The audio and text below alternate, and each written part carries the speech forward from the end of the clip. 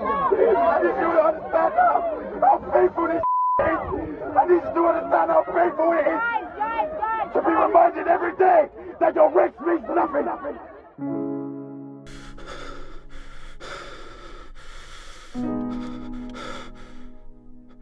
I was always told you can't play more than 3 black players in the same team. There's loads of racial incidents in football as far back as I can remember. You catch the ball like a monkey chance, you black this, you black that.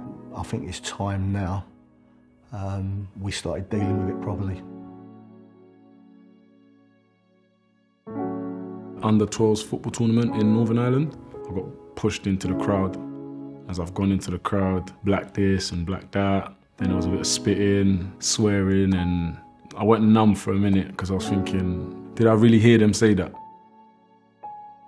When I was in Sweden, one of the opposition players called me a nigger. I went to the ref and I told him, oh, this player just called me a nigger. And the referee just told me to get on with the game. To them, it's just a word, it doesn't mean nothing. They don't feel the pain that we feel. And I was just disappointed, if anything. Someone called me a black cunt. I got a bit angry and kicked off a little bit and was trying to go over to see who said it. And then I was pulled away by a couple of guys, and then the manager came on and we all walked off and sat inside the changing room. It does affect you for a long while, but I try not to think about things like that. My goalkeeper was pelted with stones, he was spat at, and he also had half bottles of drink thrown at him as well. Then obviously I heard the racial abuse as well. I made a decision there to defuse the situation for the protection of my own players and what I saw, the fear in my players, and I took my players off the pitch. I kind of felt a bit different playing in a team full of white people at Leyton Orient when I was about 10. It's strange at such a young age questioning such a serious topic, but you kind of ask why there's not more people like you playing in the team and things like that. At the age of 16, I started to encounter some forms of sly racism. Not so much in your face, but subtle. But then when I grew up, and then I started to understand what racism was, and you know, those jokes that weren't actually jokes, they were actual digs. Some people call it banter. It's used to cover a lot of things. So, for example, when a player will throw a banana at you, and they'll be like, oh, do you want one? You not wearing shin pads and you not having boots and you coming with other parents and things like that as like a stereotype for black people, and they use them jokes a lot. I've been in a changing room where the lights have gone off. One of the coaches would be like, oh, where's he gone? It makes my blood boil sometimes. People think like you can just say stuff and everyone's gonna take it as a joke, because in your head it's a joke. It's not a joke. It's damaging to certain people and it can stay with them for a while. Not everyone's confident enough to speak out when they don't actually find it funny, because everyone else is finding it funny. They may feel like they're going to be labelled as the bad egg. A racist remark is a racist remark.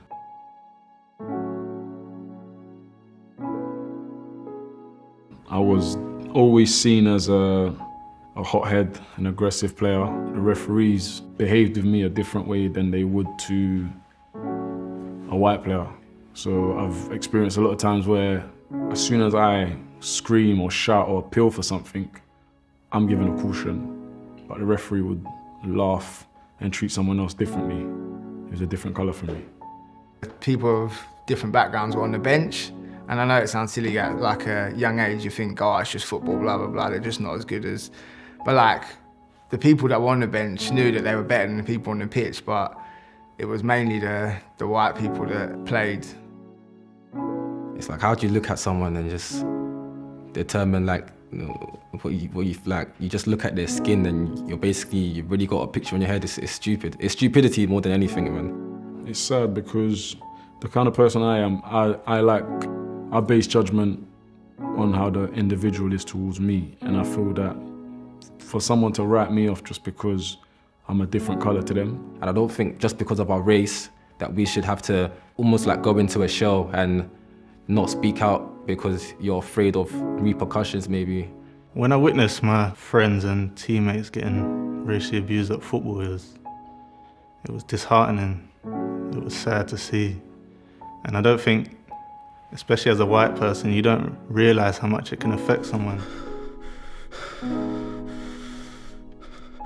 I feel like I've stayed silent because I've had to, because who would want to hear what I've got to say? I've stayed silent because you don't want to be deemed as the busy one in the changing room. Busy is another word that is used to silence you as well. So if you speak out on something, you're deemed as busy. I feel like I haven't said anything maybe because my age, I was a bit younger when things like that were going on, and you kind of learn more about life obviously as you grow older. I feel like I've stayed silent because as a white person it's easy to not say anything because like I'm not getting racially abused myself. I'm not a racist person, so it's easy to just stay quiet, stay out of it, not get involved. But I feel like we have a responsibility of getting involved and saying something because it's important to come from all races, not just black people, white people, everyone. I've been silenced, haven't I really? Because everything which has been reported, I've had no feedback. I've taken my team off of the pitch. I've reported incidences, so I haven't stayed silent. To the outside world, it seems I've been silent, but I haven't. Been a manager for 30 years now, and every time there's been an incident, I've opened my mouth and I've reported it, but I've had no feedback from anybody. I choose to speak now because I believe it's about time that we speak up, because if we don't, it's just going to keep repeating itself. And I believe that it's up to us who have experienced these things, who have a bit more experience than the younger generation, to help them still make their path a lot easier than it was ours. For these people to be educated, they need to be educated on what they're saying and how it affects people. We all have to come together and just act together, go in the same direction. We can't see change until the people who have power start to, pull their finger up and start to actually take action. More managers and more teams need to stand up for players that can't speak or are too scared to speak because they feel like they haven't got a voice. Everyone's got a voice, but I feel like the backing of the club, if a club stands behind you and says, yo, whatever you're dealing with, we're gonna support you.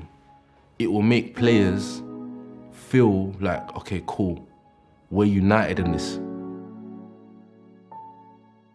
And people like to think that these things don't exist when it's like, this is our reality, and you know what, enough is enough. I don't want my kids to ever experience what I've gone through. Dad, I'm sad, Dad, I'm this, Dad, I'm that. No.